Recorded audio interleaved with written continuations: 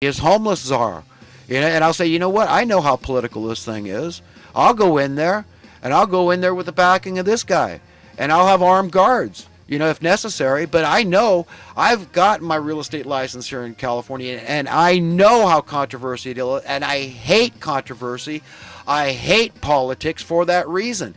And it has nothing to do with Democrat, Republican. I just see that as childish nonsense at this point in history. Okay, that's nonsense. Okay, are you a decent, upright person that wants to set the captives free? I don't care if you're Democrat or Republican. We've had great Democrats and great Republicans, and we've had crappy Democrats and crappy Republicans. Let's just face it. So don't give me this party loyalty crap. I know what this is about. I know that it's controversial because I know if you end homelessness and American people aren't living in fear, abject fear of homelessness, you're never going to extract those exorbitant rents and mortgages you are currently extracting. That's how it's political. That's how it's political. And it's political in the sense that, hey, the tax coffers are for all of us, Democrats and Republicans. You see how this thing works? You see how they get us thinking that we should be divided or that we are? Maybe they're completely discombobulated. They're self-delusional, self-deceived. They're delusional. They don't know what's going on. What do they have to offer you? You're never going to get any answers in the politics. Never. But yeah, I'll be happy to go out there and try to end homelessness in the country. It wouldn't be hard. The main thing we got to change, though, is the currency. Our currency has to go up in worth, and that would happen automatically. You'd see homelessness dry up. You'd see the vast majority of crime dry up.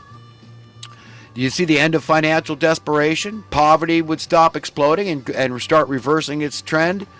The same with the wealth disparity, not by taking from the wealthy. They'd get actually wealthier as their currency rose in worth. Okay, all it means is that it's allowing everybody to have sound currency. Sound currency brings prosperity. It brings financial security. It brings financial freedom. And you need financial security to be free. You cannot be oppressed economically and feel free. You cannot do it. It's never been done. It isn't being done. It never will be done. So you've got to be ready to set the captives free. And you've got to understand what's entailed, what's involved here. Okay, so anybody that would be opposed to setting the captives free, I can guarantee it, that is a one-way ticket to hell. You've got to go face the pain monster, the real pain monster, for a while.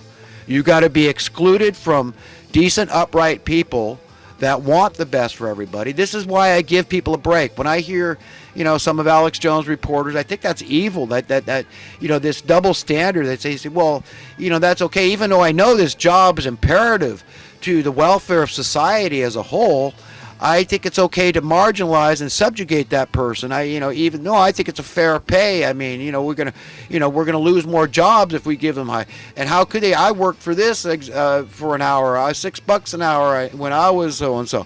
Do they know that in the time that they were that their currency has been debased another 100-fold? I mean, it's ridiculous, or another 2-fold, whatever it is. Okay, in my life, I've seen the currency debased 85, 90% now in the 50 years I've been paying attention. Okay, so please, folks, I want to be controlled and not call people names, but it's really unnerving when I think somebody as intelligent as Alex Jones and such a decent, upright character, so full of passion for goodness to prevail on the earth and being, against all the evil.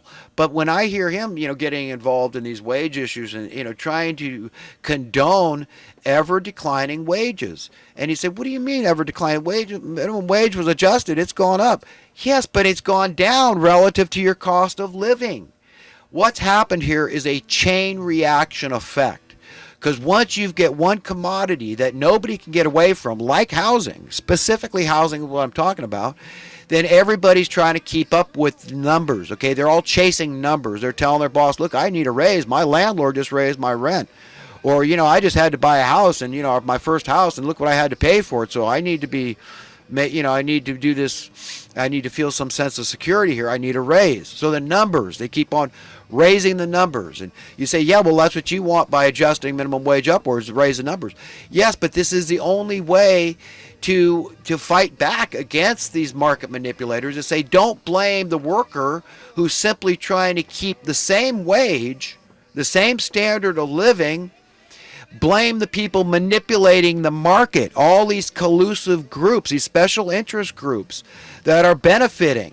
They're the ones. It's not your tenant is not benefiting when he's got to pay another $100 to the landlord. How is he benefiting from that? All he knows is he needs more money. And if he's a mechanic in a shop and the shop manager says, well, wait a minute, he really does need this. If I want to keep my mechanic happy, then I've got to pay him more money. So he says, well, I've got to raise my hourly rate. I'll do it. I'm going to post a new sign. So he goes to the printer, new sign.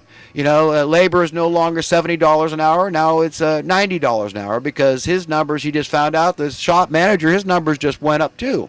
So everybody's in on it. It caused a chain reaction. So now poor people can't afford to get their cars fixed anymore, Or, you see, it hurts them even more because they've got less and less money for stuff other people take for granted. They say, all right, I can still afford that $100 an hour, $120 an hour shop fee. But did you ever think about your tenant? Can they afford that? You see how this works and how pernicious. That's a good word because it simply means it's a really bad thing. It's acutely bad. And, that's all it is. This is the effect these people have on us. And then they try to get us to think, well, it's, Democrat-Republican thing. And if you could just, simply, get the Democrats in charge for, a long enough period of time, well, they'll fix things. Because you see now already, look, Obama's lowering the unemployment rate. It's all Obama and all this. Nonsense. It's all nonsense. If we could just have the Republicans in there, they're going to fix it. None of these people are, if they don't want to, for one thing. And none of them are going to fix it if they're ignorant, if they are confused, if they're deluded. Maybe they are intentionally deceivers. They understand the big picture. So they think they have the dark wisdom. And they say, I get it. I get that the fact that this New World Order cabal and all the various and sundry multitude of minions under them, they need the chaos and crises to remain relevant. This is literally job security to the evildoers. And their main method of operation, the modus operandi here, the MO, is simply oppression, financial control, the issuance of currency. This is how they control the public at large. And it is very effective, because they literally control your survival. And that's how it's perceived. It's that important that you get your food stamps. It's that important that you get your Section 8 paid for. It's that important that you are desperately in need of the establishment to continue on the path it has, that there's no major disruptions. So this is where we're at here. But how can it work indefinitely? Things have to get worse and worse and worse. Anybody can see that. As more and more people fall through the cracks, and the only answer the social welfare system has for people is, well, we just need to raise your taxes, more taxes. And that makes sense because your tax dollars are worth less. You're paying your taxes with debased currency. So just like the analogy of the Motel 6, your currency is worth squat. I mean, it's worth 1/10 of what it was 40 years ago. That's it. So if you were paying, $500 a year in income tax, then you should be paying $5,000 a year. Look at Motel 6. That's the way it goes. So everything is based on this chain reaction cause, you see? And people are so confused. They're so ignorant. And I don't cite them. I don't blame them. I don't condemn them and judge them in this. All I'm saying is that we got to get smart. We got to get savvy. We got to do it like Jesus said. Be as shrewd as serpents, as innocent as doves. We don't want to be like these people that are running our lives, that are hurting those. I mean, just imagine if you weren't as strong and competent and smart as you are. What about the weaker members of society, of your family, of the collective? We are told in the Bible, you call yourselves Christians, you've got to care about the least of these. You've got to, or else you too are going to hell. That's it. He's going to ask you on that day. This is my situation. Did you care for me? What did you do for me? So it's not only things we do for God, it's the things we fail to do. understanding that the least of men represent God. We've got to care. No ifs, ands, or buts about it. No debating this issue. If you don't care about your fellow man to the point of death, then you are not worthy of inheriting the kingdom of heaven, of inheriting a renewed earth, because that's going to be established on earth. Heaven and earth become the same place. It's heaven on earth. This is what it's going to be like. And to be found worthy of that place, you better care. You better love a lot. A lot. Your heart better be pure and clean. And if it's not, you better beg for God to help you with that. That's what repentance is. That God changed my evil, hard, calloused heart. Help me to be a friend. Okay, a friend of humanity is a friend of God. Holy, all the way committed.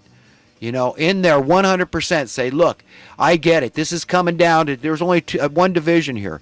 It's between humanity and inhumanity. If you want to be on the right side of history, you better be on the side of humanity, because that's the side that God's going to protect in these end days before the end of the age.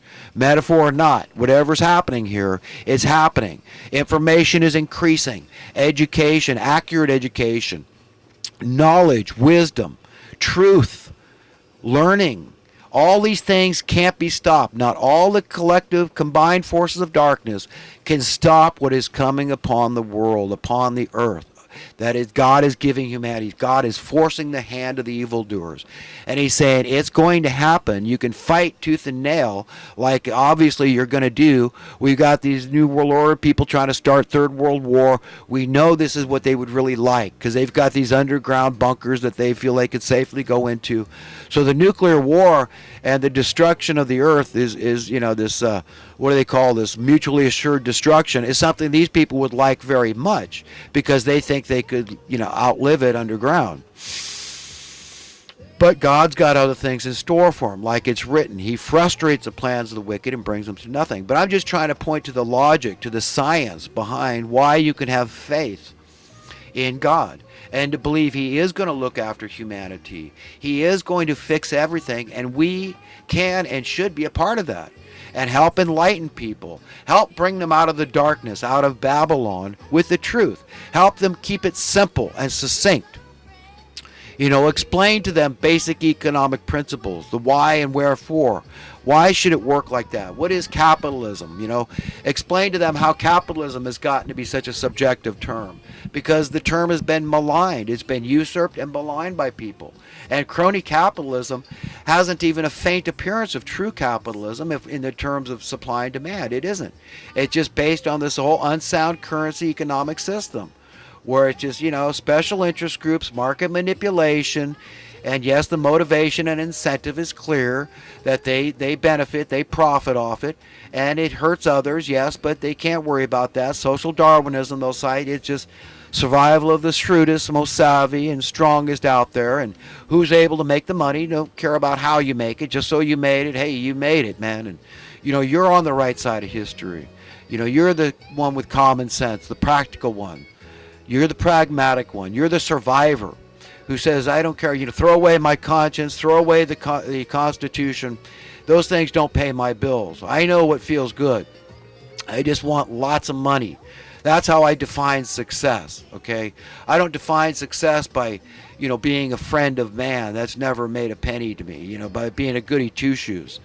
Okay, that's never paid my bills, okay, is to honor the Constitution and my God-given rights to equality, equal entitlements. And by the way, you know, entitlement, that's a loaded word, very subjective again. But really, in its pure sense, it just means rights. And it's the same with something like protection. I mean, how is protection bad? But, protectionism, that's bad. So instead of saying, well, yeah, we should have protectionism, each country should have a right to be patriotic and set a shining light example internationally. That's how it works. So we learn from each other. Kind of like King Solomon when he talked about how one believer sharpens another believer, like you know, we learn from each other. One nation learns from each other. An individual learns from each other, like metal sharpens metal. This is how it works. But they don't want us to really figure these things out. They don't want us to really understand how profoundly, how dramatically our progress has been stunted and stifled at the hands of these evil